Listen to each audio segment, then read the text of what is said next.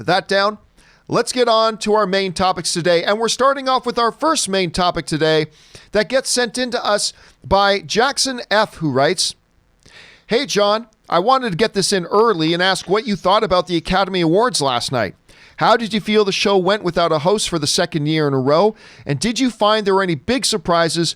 And who was the big winner overall?" All right, thanks a lot for sending that in, man. And yes, the Academy Awards were last night, and it got off to a mixed start, Rob. I'm going to tell you right now, it got off to a mixed start. On the one hand, I thought the opening musical number was terrible.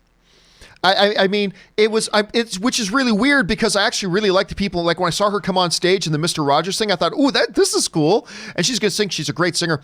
But then they did the whole thing with the audience, la la la la la la la la la la la la, and I'm like, "This is la la la la la la lame. This is stupid," and it just kind of felt it didn't work for me as a musical number, and that's fine, whatever. Started off straight, but then Rob, Steve Martin and Chris Rock come out on stage. And first of all, I love both these guys. Both these guys are amazing. So Chris Rock and Steve Martin come on stage, and they're making jokes about the fact that they're not actually hosting. They've been demoted, which I thought was really funny. I thought that was really slick. Chris Rock made one of the best jokes of the night when they, pointed out and recognized Marty Scorsese. And Chris Rock goes, "Mr. Scorsese, I just want to let you know I loved season 1 of The Irishman," which was, of course, a jab on the right. I just thought they were great. So that was wonderful. Before we get into the winners and losers, Rob, I just want to throw this in here and get this out of the way. This was the second year in a row that they opted to go without a host, wanting to avoid all the turmoil, the social media outrage that whoever they picked would inevitably get. So they decided to go. Now, last year, when they went without a host, I was skeptical about them going without a host, but it actually was a pretty good show, and it actually had pretty good flow. Not enough that I'd want them to always go without a host, but it worked last year. And so I was perfectly fine and okay that they wanted to take one more year and go without a host. It needed a host this year. It felt so disjointed and chaotic, and it's like you get a bunch of random people. You get a bunch of random people to introduce other people. You know what I mean? Like they brought out, I love seeing Kelly Marie Tran, but she was just out there to say, "Look, everybody, it's Questlove. And now introducing so-and-so." And somebody else comes out to present an award. So I got what they were going for, but unlike last year where I felt it kind of went without a host, without a hitch, this year I kind of felt like, yeah, it's time to bring a host back in just to give it more of a steady flow. But I don't know. How did you feel about it going without a host for a second year in a row? I felt the exact same way that you did. I liked last year's show, the hostless. I mean, it was more like, let's see how this is going to work. And I thought it worked great last year, but I felt the show was incredibly disjointed. It had really no cohesion. And also sometimes they would bring up, by the way, I want to say that Kelly Marie Tran looked absolutely adorable last night. Oh, she looked amazing. Yes. She had an incredible dress on. And I thought she was actually really good. I was like, okay, she could host the show, but I there's something about this kind of continuity. You want to see, I want to see a host at the Academy Awards. I want somebody to take us through that journey. Somebody I already respect or I already have a great deal of admiration for, because I just think that that's part of what the show is, and I feel that by not having a show, there's some concession being made to forces I don't think should be conceded to.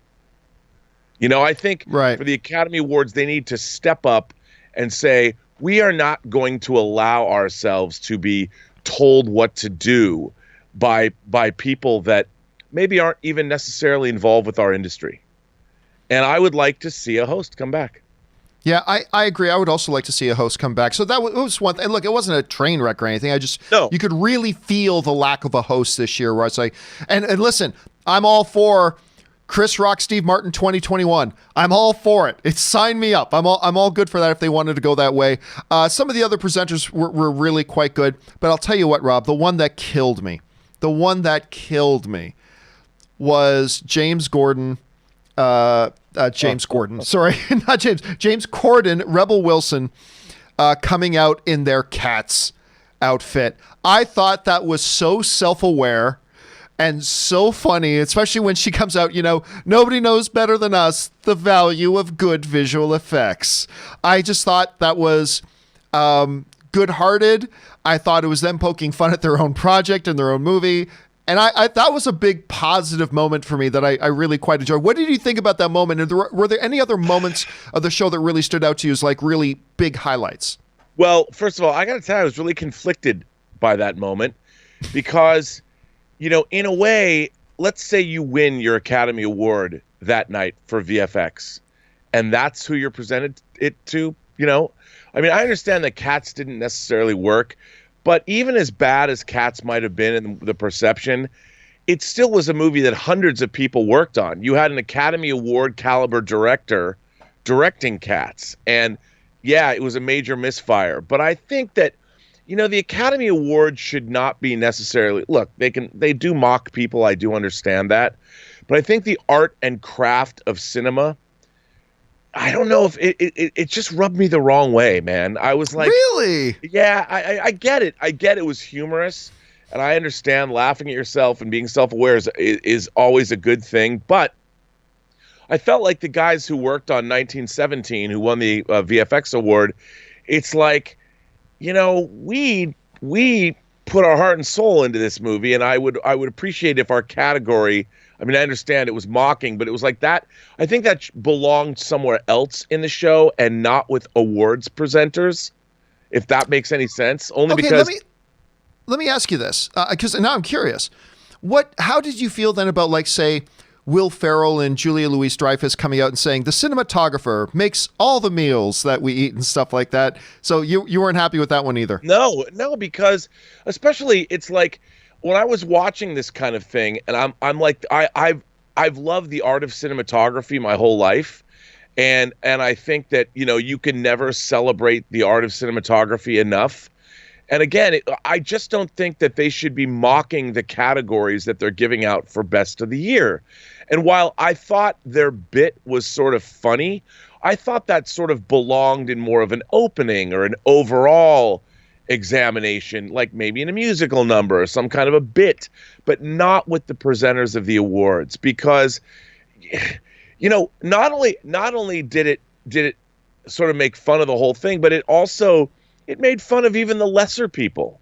It made fun of the caterers in a way. And I'm like, I have such respect for movie crews, and when you're giving awards to people that are the best of the year, especially like look at a man like Roger Deakins, who embodies Hollywood elegance and excellence, and he's been nominated so many times. He only had won one previous time for Blade Runner 2049, and he was winning for such a innovative film that took so much time and effort to figure out, and I get it, people laugh, but it's just still, I'm like, it's a little bit of a catch-22, because the Oscars are often criticized for taking themselves and their own industry a little bit too seriously.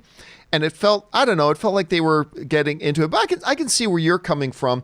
But moving on from that, I mean, what about the Eminem moment? Oh, well, the Eminem moment I thought was a little odd until you told me before the show that he didn't get to sing that song. Clearly the crowd loved it. Everybody was singing along. I actually liked the performance. I thought the performance of the song from Frozen 2 with all the different wonderful actresses from around the world. The song from Harriet, what a great production. I loved that. And I have to say, I usually tune out during the Oscar song presentations. Me too. I thought they were all really good this year. I really did enjoy the performances. I don't know why. Maybe I'm becoming a sap in my old age, but I thought they were really well done. I like the presentation of all of them. I really did quite enjoy that. And I have to say, Billie Eilish and her brother singing yesterday over the memoriam, I thought was very moving as well.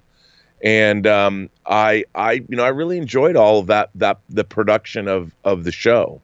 So I still would, if I had my druthers, I would say no musical performances other than the special ones, like in memoriam, maybe something else. I'm not for the singing of each song of the performances, because ultimately what happens is the best song category, which is the least important category of the night, Right. gets 5 times, maybe 6 or 7 times the Oscar screen time does than the Best Director category. How does that make sense? How does it make sense that the least important, a song that takes place over 2.5 minutes in a movie, gets 6 times more screen time at the Oscars than Best Director does at the Oscars? It makes no sense to me. But I have to admit that if you're going to have them, that was a pretty good one last night. I got to admit, that was those ones from Harriet. They were all really, really done well. Anyway, a lot of great moments there. But Rob, let's go ahead. I also love Regina King. I just have to give shouts out to Regina King. I mean, she's an incredibly beautiful woman. I loved her dress. I loved everything she said.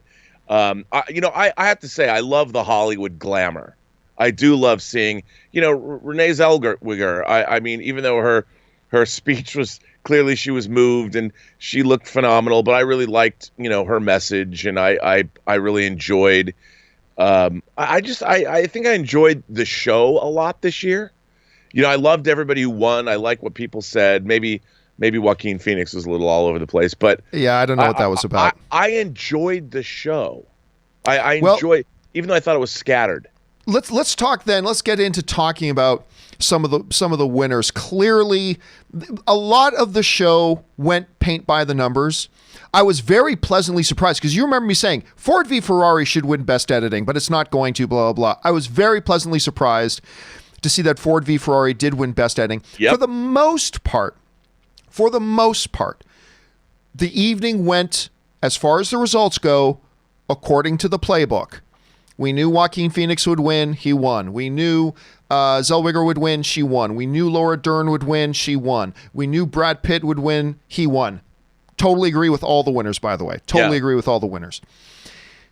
With the one big exception, and that, it was a glorious surprise, but it was Bong Joon-ho, number 1, winning for Best Director, and then number 2, Parasite, which was my number 2 favorite film of the year. Parasite took the Best Picture award. And that, if you followed the pattern of all the awards coming in, it was easy. Sam Mendes was going to win Best Director. 1917 was going to win Best Picture. And 1917 is my 3rd favorite film of the year, so I had no complaints that Sam Mendes was going to win Best Director and 1917 was going to win Best Picture. No complaints at all. But Rob, when Best Screenplay came around, and Parasite won Best Screenplay, okay, interesting. That's interesting. But when Bong Joon-ho won Best Director, at that point, you had to sit back in your seat and go, wait a minute. We just had 1917 win Best Screenplay and win Best Director. I don't know that 1917 or Parasite won Best Director and Best Screenplay. I don't know that 1917 is actually going to win Best Picture now. And I remember even put up a poll because I think I'm thinking 1917 is going to get upset.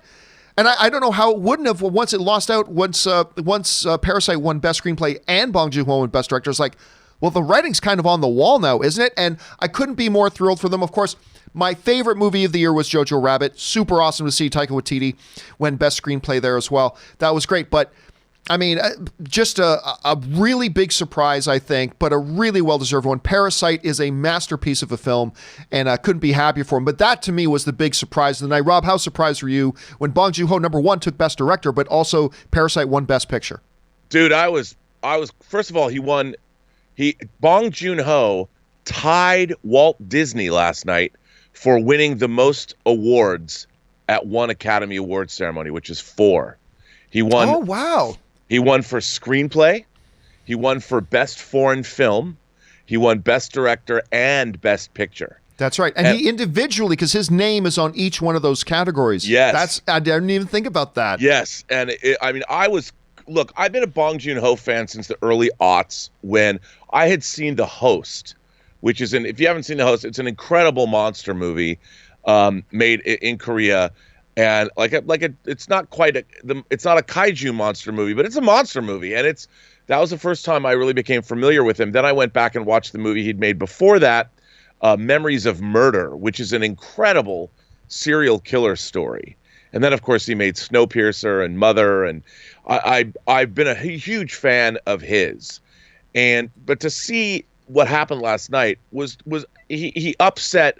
Everyone thought it was going to win Best Foreign Film. There was talk that that was automatic. That was an automatic. Yeah, it was. But screenplay was an upset, I think.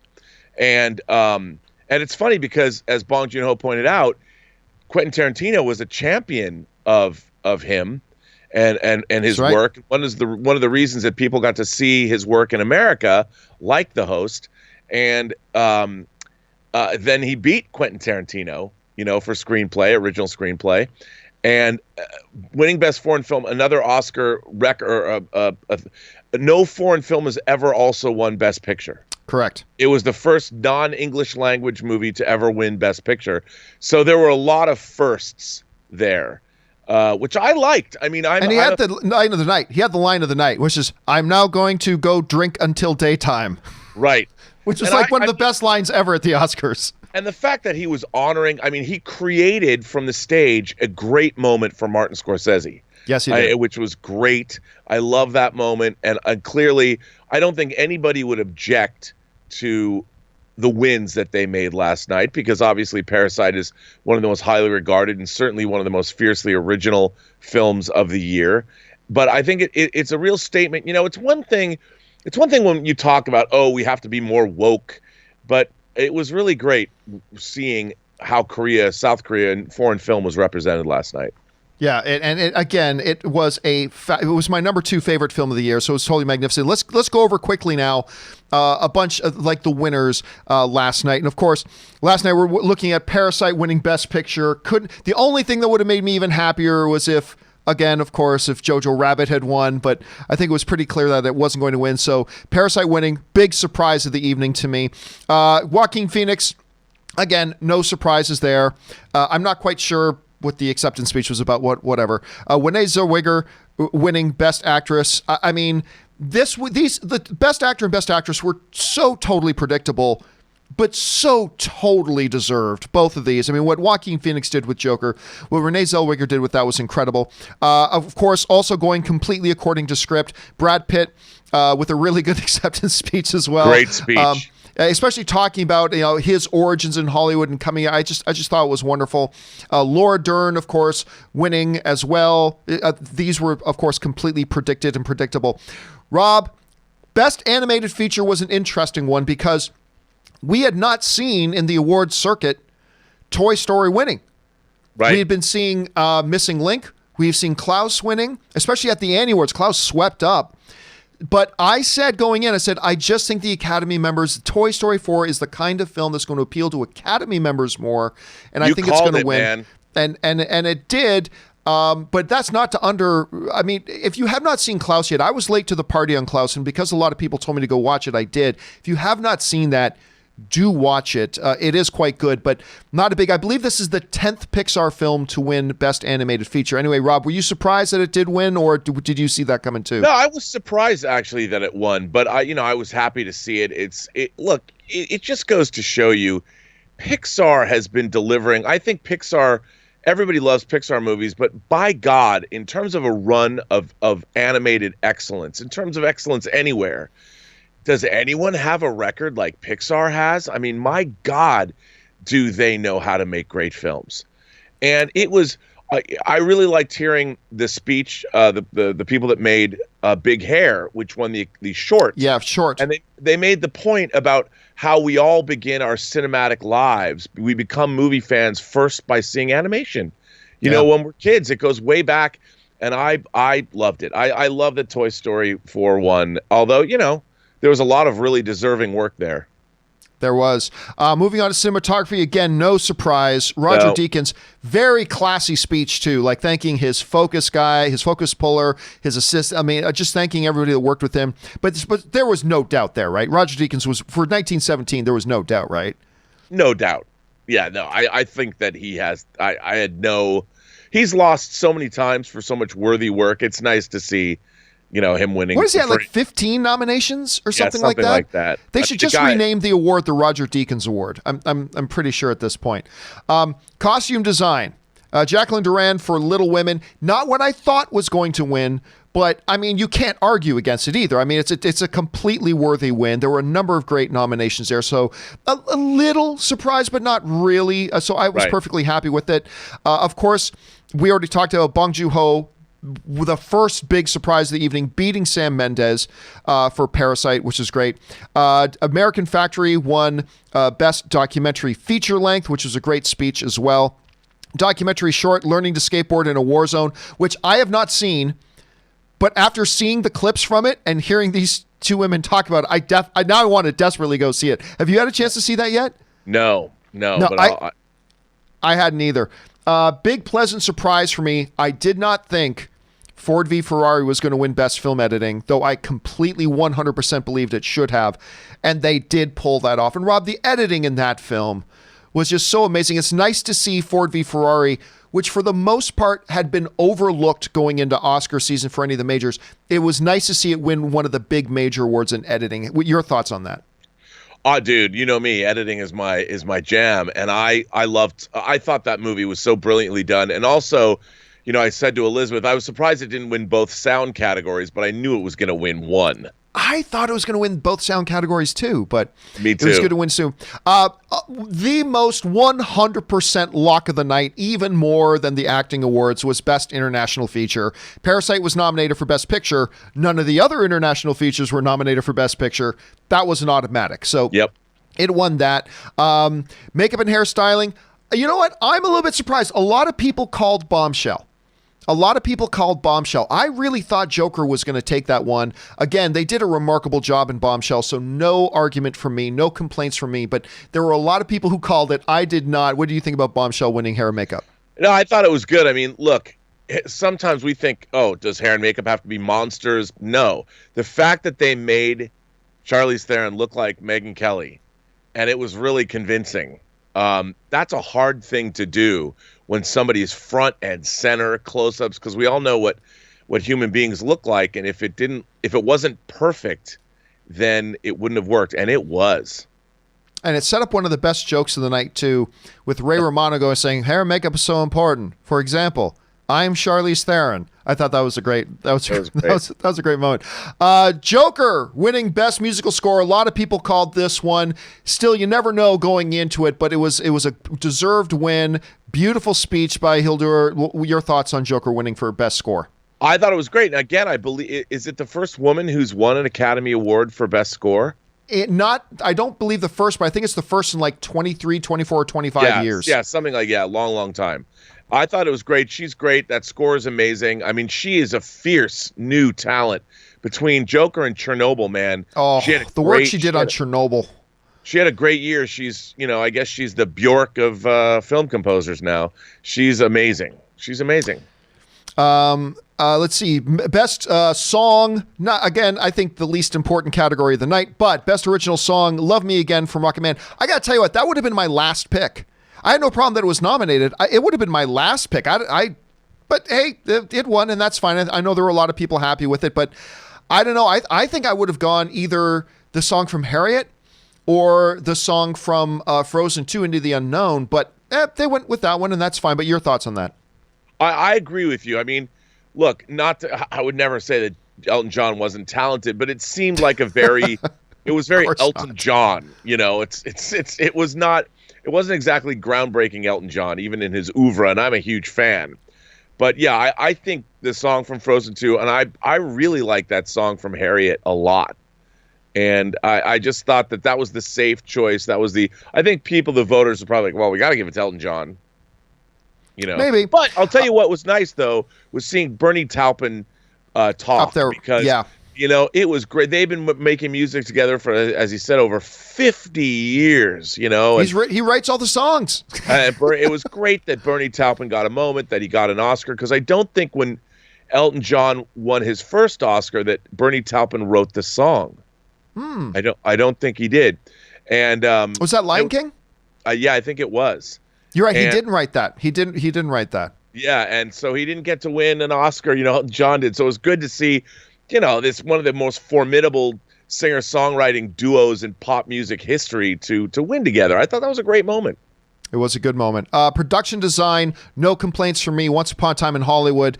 I mean, they literally rebuilt Hollywood, physically rebuilt Hollywood. Now, I'm not the biggest fan in the world of Once Upon a Time in Hollywood. I like the movie, but I'm not the biggest fan in the world of it.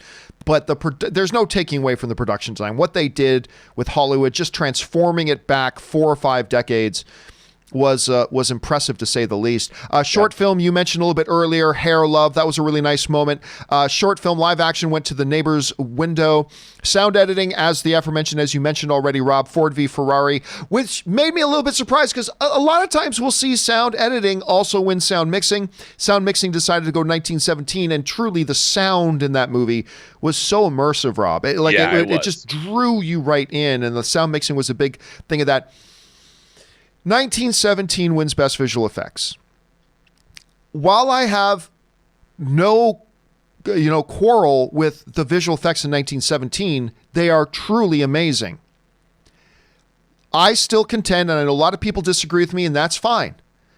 The Lion King, love or hate the movie, to me is one of the most ridiculous feats ever in the history of visual effects and motion pictures, to the point that most people still look at it and think it's live action. That's how, I'm in total agreement with you. Completely beside myself. That should have been a gimme. It should have been, again, it doesn't matter if you hate the movie. The visual effects in Lion King are the most mind-boggling, stunning things we've probably ever seen in films from a visual effects perspective, to the point that a lot of people still qualify it as a live action film. But again, not taking anything away from Endgame from 1917 from the other nominees, but I was a little surprised to see it. But again, it's not like the visual effects in 1917 were bad and it totally didn't deserve to be there. They're fantastic. So I'm happy for them and all that kind of stuff. But Rob, would 1917 have been your pick? No. But I understand why. I mean, you know me, the king of verisimilitude. That's what those visual effects did. It was seamless. And when they showed you like how that church really wasn't there, the burning church on fire, and at night, that even that one clip, you realize just how well done the visual effects in that movie were. Now, I agree with you. I think Lion King is a superlative achievement in visual effects technology. But I mean, I understand where they're coming from in terms of sometimes what they did in 1917 is the very hardest thing of all, and that is to recreate reality seamlessly. So I didn't think it maybe necessarily deserved it over Lion King, I understand why it won. Yeah, and again, it's not like it's an undeserving recipient. They did a fabulous, fabulous job in that film, which led us into, again, our best original screenplay, Bong Joon-ho, again, for Parasite, such a wonderful screenplay. But I was so glad. Look, when Taika Waititi did not get a Best Director nomination, that sealed the fate of Jojo Rabbit from winning Best Picture. I mean, we've only seen one time in the last 50 years that a movie won Best Picture without its director being nominated for Best Director, and that, of course, was Argo. So it's only ever happened. So once he didn't get nominated for Best Director, that sealed the fate. So all I could be left with is hoping it won one of the majors. So thrilled that Jojo Rabbit and Taika Waititi, who's now Academy Award winner, Taika Waititi, won for Jojo Rabbit. Brilliant screenplay. Couldn't be happier. Rob, your thoughts on those two wins, Parasite and Jojo Rabbit for screenplay? Well, absolutely richly deserved. I mean, I didn't realize how different the Jojo Rabbit book that it's based on was from what Taika Waititi did. Apparently, it's not like a satire the way the movie turned out to be. And that was fascinating to hear, especially because I listened to his speech backstage. It richly deserved win there. And I think in a way, people might say, oh, did he deserve it over Tarantino? But yes. Oh, well, they're in different categories because they're in different categories. Right. But Tarantino was against Bong Joon-ho. Yeah, it was against Bong. But the difficulty of threading the needle of satire and poignancy in Jojo Rabbit was masterfully done. So I think absolutely should have won that award. And with Bong Joon-ho and Tarantino, I think what Bong Joon-ho did, he's an incredibly versatile filmmaker, just like Tarantino is. But man, I would almost say that Once Upon a Time in Hollywood was actually an adaptation because so much of it was taken from real Hollywood, real people. And while, yeah, it was made up, but there's a lot of reality in it, whereas Parasite was made up really from whole cloth. So both of those, I mean, the both of those wins are absolutely deserving, and I don't feel that anybody was slighted in either category. It was great. Those are both great, well-deserved wins. Well, that does it for all of the awards. But Rob, like any other, as we've been talking about the Oscars, anything else from the evening that like really stood out to you as a big pro or as a big negative? Any other big moments for you that you really enjoyed from the show or kind of rubbed you the wrong way?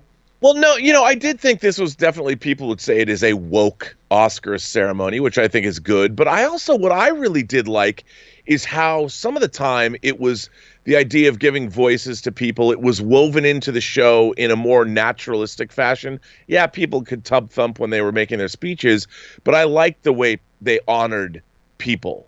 And I thought it was great. And certainly we had a pretty interesting group of winners, and I thought in terms of people are talking about, well, are the Oscars still relevant? We've talked about it on this show, and absolutely they are. And I thought, if nothing else, the people that won, it really was I thought, an uplifting show, and it really celebrated just how many different kinds of movies are being made and honored. And I think for anybody that's talking about representation and all of that, you know what? The future of entertainment in terms of hearing new voices is pretty damn bright. And that's how I felt watching the show last night. I was very, very surprised, and I thought it was good.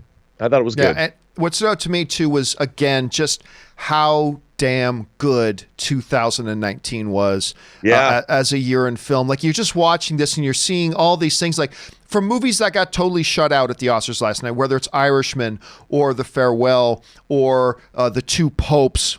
Guys, seriously, if you haven't seen Two Popes, I know it doesn't look like your kind of movie. Watch Two Popes. I loved it. I thought it was great. But you go through all these films that were completely shut out were amazing. Like, that's just how good of a year it was for 2019. I was thrilled. Again, my big takeaway, though, from the show as a whole, I really hope they get a host for next year. And just make the show flow smoother. Just nail that. Get that. I don't care if it's even a really safe bet. And I think, I don't know, again, I'm throwing in my ballot for Chris Rock and Steve Martin to host it together next year. But anyway, guys, what did you think of the Academy Awards last night? Some high moments, some weird moments, sure. But what did you think about it overall? Jump on down to the comment section below and let us know your thoughts. All right.